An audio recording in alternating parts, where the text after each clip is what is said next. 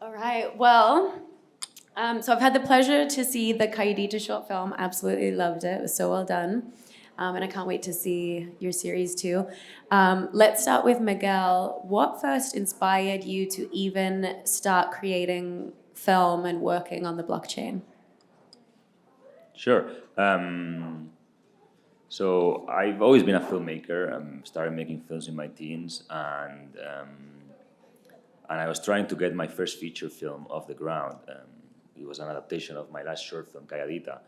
And then, in parallel to that, to being a struggling filmmaker, I one day stumbled upon NFTs by accident, and I became obsessed with it. I went down the rabbit hole and became a DJ.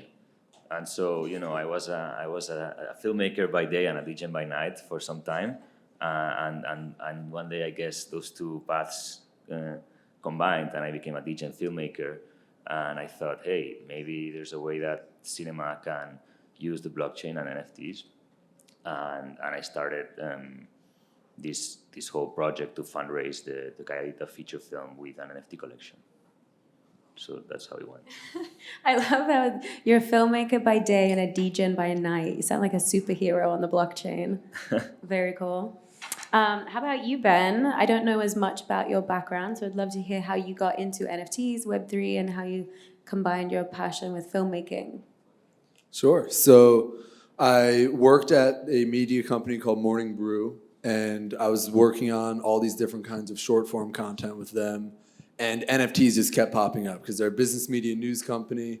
Everything business and NFT was covered nonstop. And NFTs had kind of become a punchline at that point, where it was still it still is, but it was a crazy thing, to even fathom that people would spend so much money for these images. So I dipped my beak and started doing some independent research.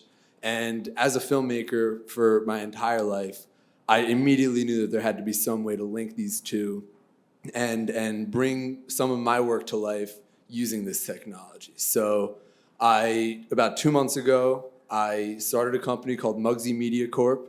We're a Web3 film studio, and our goal is disruption. We are trying to do everything we can to experiment with the craziest, most absurd, exciting ways to link Web3 and film in order to find that perfect way to mesh the two that will be, the baseline for the future. I love disrupting shit. Awesome. Gotta love it. Yes. Okay, so real world case studies. You guys have actually created content in Web3, which is really exciting for myself as also a DJ, I'll admit, and a filmmaker. I haven't quite figured out how to find my place in the space yet. So Miguel, we'll start with you. How did this come to fruition? If you can kind of guide us through the process from this idea you had, okay, I love NFTs, I'm a DJ by night, filmmaker by day. What were the first steps that you first started to do to make your film come alive? Sure. So I had this short film, a 15-minute film that I had made a couple of years prior called Calladita, and the film had a good life in the festival circuit, ended up being acquired by HBO in the US for streaming, and then I was trying to turn it into my first feature film, right? And funding it through the traditional methods was revealing to become impossible. It was very difficult. So that's when I decided maybe we do it with NFTs, and basically in March we launched a collection of NFTs. 2,300 unique NFTs that were all either still frames, or videos from the original short film. So we kind of spliced the short film into frames and sold those on the blockchain as NFTs with different levels of rarity and utility, depending on the spend, on the level that people would buy at. And we started grinding on Twitter and letting everyone know. When I started working on the project a few months before launch in March, nobody had ever done this, and so we had to kind of invent the whole game and set up.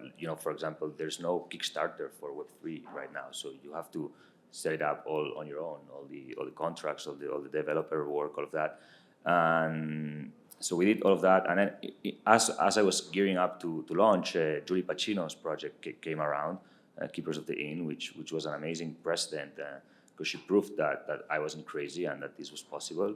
And she was the first to fund a full feature film with an NFT collection. And then in March we launched this collection, and a lot of people started jumping on board and started minting the NFTs, and all the proceeds that we got from minting the NFTs would go straight into the funding of the movie. And it was low. It wasn't like a big hyped NFT drop that sells out in minutes or hours. It's still minting, but we raised 650 grand for the movie, and we just shot it in Spain in September, entirely with the funding from the NFTs, and became. Yeah, can we get a round of Awesome. applause? That's awesome. 650K Thank you. through NFTs for independent filmmakers. So yeah, it's a real case study of a real movie that now exists in the real world, not only on the blockchain, and it was all made possible by NFTs. Yeah, I'm very proud of you for doing that, and I love the quote from the Film 3 Summit of, your dream wouldn't have come alive without 400 degens from the internet. And it's true.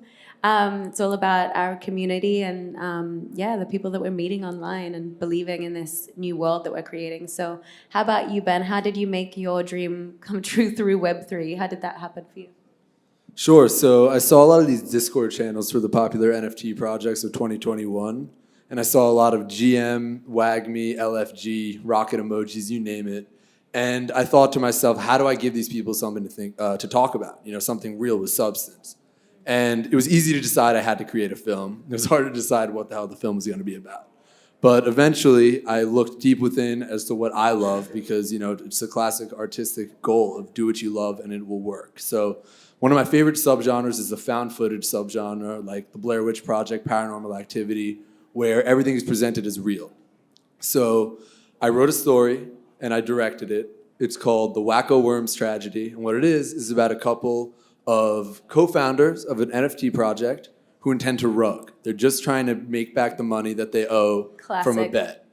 And you see them put things together. Everything's presented as real, a la Cinema Verite found footage. They get an artist, Hideo, real artist, brilliant individual, who's done a million successful projects with art blocks like Dino Pals, and I could talk to you for hours about Hideo. But you see how myself and my fake co-founders procure Hideo as our artist. You see us get a smart contract developer. However, things go horribly wrong for us when our smart contract developer is secretly a witch. She curses the code so that anyone who mints an NFT becomes possessed. It's crazy, it's absurd, but what is it? It's an allegory for the flaws of this space. People were taking advantage of it. People were making these nonsense PFPs, rugging the hell out of them, and it gave our space, this beautiful, empowering technology, a bad name.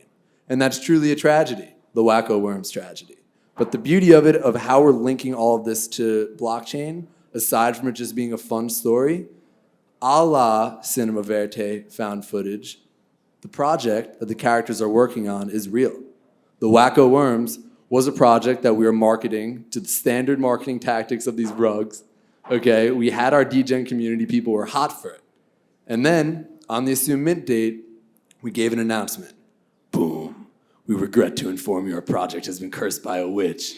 Here's our footage that we've been filming. We're figuring everything out. We'll let you know. And as expected, people freaked out. What is going on here? What is this? But we reached our goal. You had people in our Discord saying, yo, did you catch that at the end when the witch face did that? Or did you catch this at the beginning? I didn't realize this happened.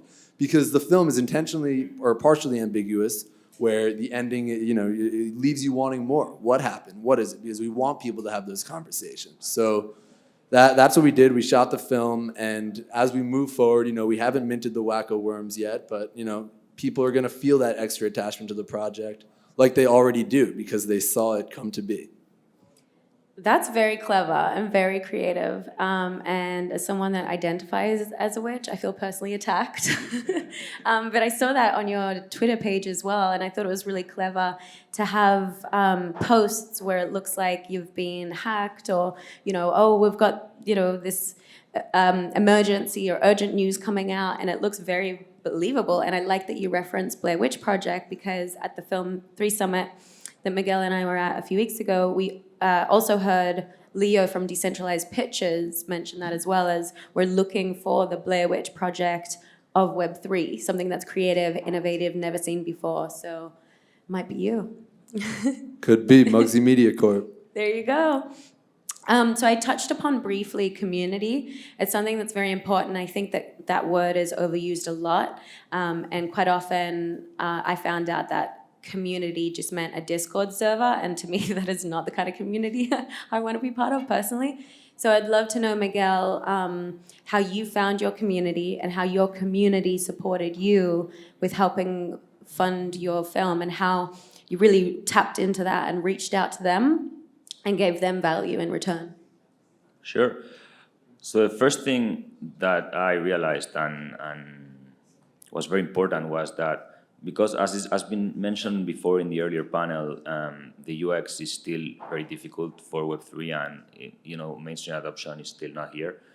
I realized very quickly that we couldn't market this to film people in general, or film fans, or my own network of fans prior to Web3, because it would be impossible for them to figure it out, or even to want to mint an NFT. Because I think selling someone their first NFT is so hard and probably so expensive, and it's not a degen filmmaker like me who's gonna accomplish that. It's probably like big brands that have the money to do it. So our target was, there's a ton of people minting NFTs, like NFTs, degens and collectors, and I'm sure they like movies, right? So let's find those in here that like movies, want to support a movie, and also not only they like movies, but especially that they like innovation, right? And we're all tired of the same 10K PFP projects that are doing the same thing over and over, and are only potentially a speculation mechanism, but mostly, a potential rug or whatever. And so that was the main factor, right? This is one of the first movies ever to be funded with NFTs, the first one in Europe, and it's a real movie. You have a very strong proof of concept in the short film that anyone can watch, and if they feel like they want to watch the feature version and they want to support it be made, then they could join our community, right? And we found that the community that supported it most strongly were the CryptoPunks. I myself am a CryptoPunk since I arrived to the space around March 2021, and I think CryptoPunks really resonated with the story because of this innovative aspect, right? CryptoPunks are like the OG community in the NFT space, and they probably have a tendency to want to support OG projects. For example, at that time when I was starting, I sometimes used the example of Justin Aversano as a reference, because Justin was one of the most OG artists in the photography space. He was one of the first photographers to start minting his work, and at that time also CryptoPunks really rallied around him and supported him a lot because of this innovative nature. And so, yeah, we have almost 200 CryptoPunk holders who are holders of QEii as well. One of them is back there. Thank you, Gilles. Shout out to the punks. Yeah, shout out. And then in terms of how we engage them, etc., one thing that I found is, like, at first I thought they would all be super excited to be able to go on this journey with us of making a film, and they are, but a lot of them are also very busy people. We have like a lot of big name collectors who are collectors of QEii, and they're not gonna be hanging out in our Discord every day because they are busy people. Mostly what they want is to collect a unique piece of art, know that that piece of art makes them a micro-producer in this movie, and means that this movie is gonna exist in the world, and then when the movie is done, they wanna watch it, and they wanna feel proud that they helped made it, and that they collect a piece of digital art that proves that. But they don't want to meddle with the creative process, and that's great for me as an artist, because I can keep my independence and I can make the film that I want. Yeah, and it's exciting for people that want to get involved in film but might not live in an entertainment hub. They could live anywhere from the outback of Australia, where I'm from, or a village in Africa, or small town in Latin America. Yeah, because I did say that a lot of them don't care too much about the process. They want to see it made, and they are happy to be a collector of it. But still, that was part of the utility of the NFT, so we still provided that, and some of our holders were really excited by that. For example, one thing we did was quite quite interesting for me was that during the whole filming, during 5 weeks in Spain, we had a videographer that was recording a lot of behind-the-scenes footage every day. That's quite rare in films of our size. Normally, you have a videographer for a few days, but we had that every day because we wanted to release 3 featurettes every week that only our holders could watch on a platform that was token gated, so they could feel like they were part of our filming crew, right? They experienced that behind-the-scenes experience live as it was happening, which was something very unique that the blockchain makes possible thanks to token gating. Yeah, that's really special to have an insight into how a film is made and get a view into behind the scenes, because we don't really get to see that, especially with big Hollywood blockbusters and everything. They're really protective and secretive over how they're making it. They're not very community-based, they're more customer-focused. Yeah. What about you, Ben? How did you find a community that were interested in what you were doing, and how did you build that relationship with them? So for us, it's film first. It's all about the content. So I just recorded an interview with a Harvard PhD in witchcraft last week, and it's just so cool how intelligent this individual was, and how she was just able to talk about Western demonological traditions and how our witch exhibits certain characteristics of real witches that have been reported on historically. So it's all about giving more content, talking about it more. I think the fact that we're in character is something that's really special. But on top of that, our community is larger than Web3. You don't have to be a Web3 native to do this, to enjoy this film. And I think that's something that's really special about it. So what we're really doing is, a lot of people are talking about how to educate the outsiders. And my theory is trick them. Don't let them know that they're learning. Hey, I'm watching this movie, the short 10-minute film about this crazy space. I've heard people making a lot of money and stealing a lot of stuff. I don't know what's happening there, but I'll watch it because, hey, we've all watched films that take place in settings we're not familiar with. That's why we watch them, so you can learn a little bit and just experience that a little bit. So, hey, I'll watch a film about this crazy crypto world, and I'll come out of it. I'll even make fun of these characters. I don't like crypto. Whatever they say, they come out of this movie knowing what a smart contract is, knowing what it means to mint an NFT, knowing how an algorithm works for a Bored Ape-style generative collection works, and overall NFT, Web3, crypto culture. So this is education in a very rare form for the space at this point, given the setting of the film. And on top of that, the marketing is really going to help get people's eyes on it. So once we mint, our holders are going to receive rewards that are contingent on viewership goals. So what that does is, every time we reach a couple thousand views, holders get merch. They get a free hoodie like this, my Vito Corleone Wacko Worm hoodie. They get a free t-shirt. They get another digital asset. Whatever the rewards are, they have that incentive to share the film, which brings eyes to the film and then hence back to the project.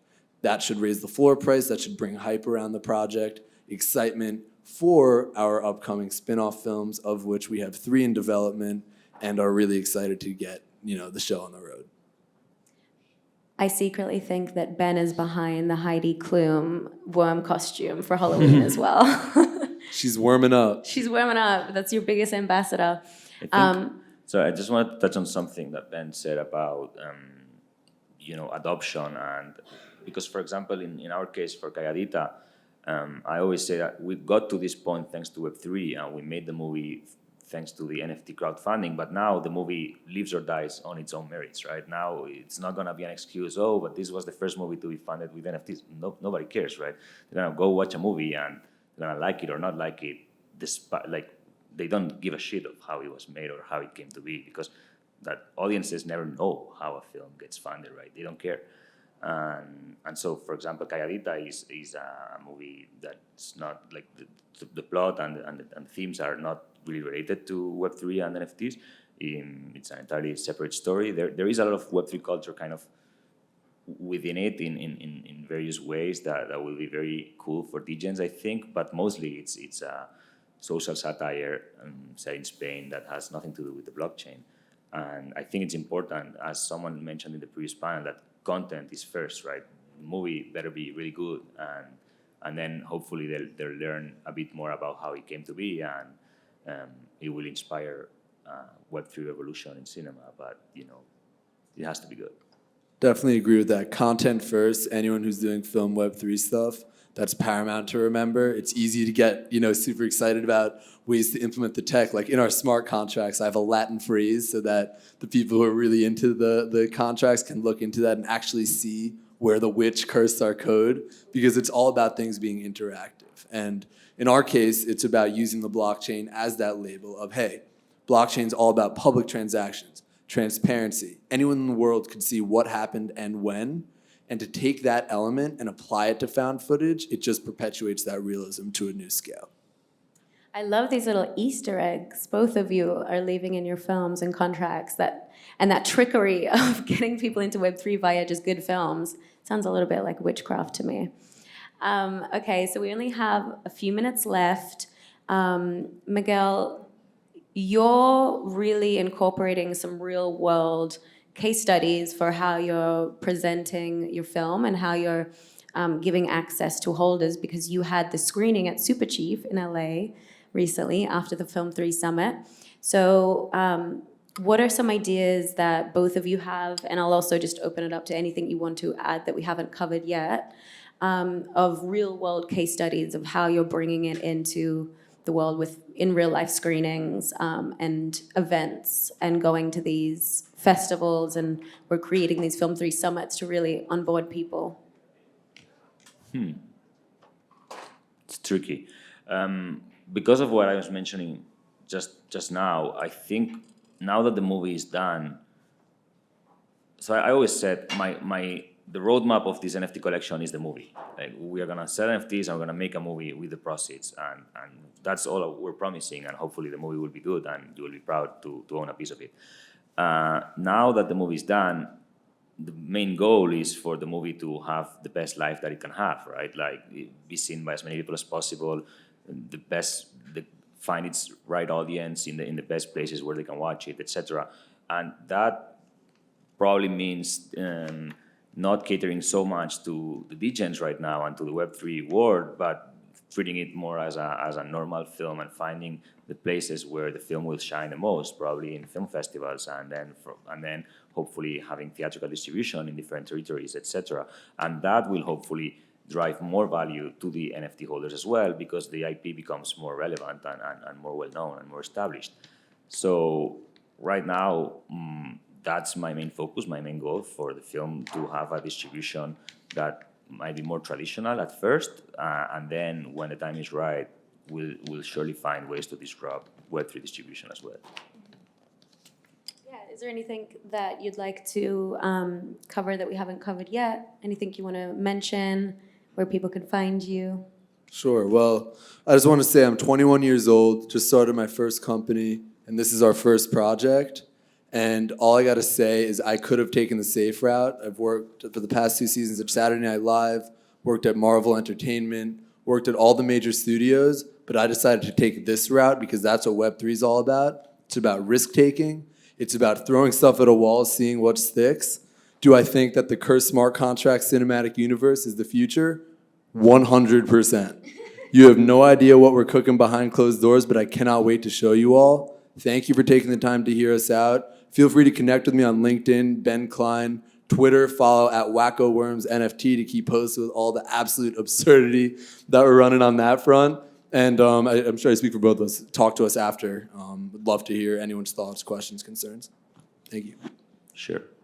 Thank you. And then where can people find you, Miguel? I'm always on Twitter, so that's the best way, Twitter. He lives on Twitter 24/7. Catch him in the spaces. All right, thank you, everybody. Thank you, guys. Thank you, guys. Thanks.